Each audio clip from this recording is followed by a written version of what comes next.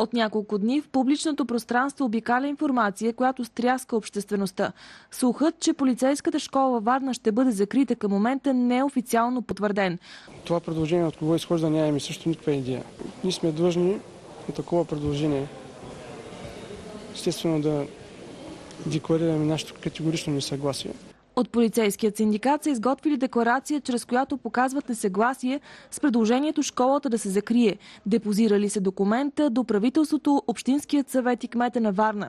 Готови са и нестачни действия. Като сме против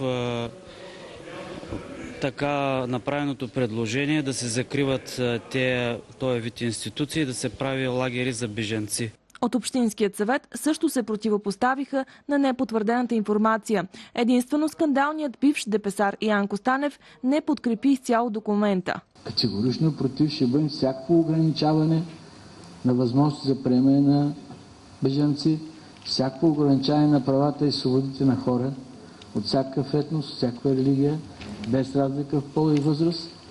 От подобно хуманно отношение обаче потърпевши са гражданите, чието домове граничат с бежански лагери. Телевизия СКАТ продължава да следи темата.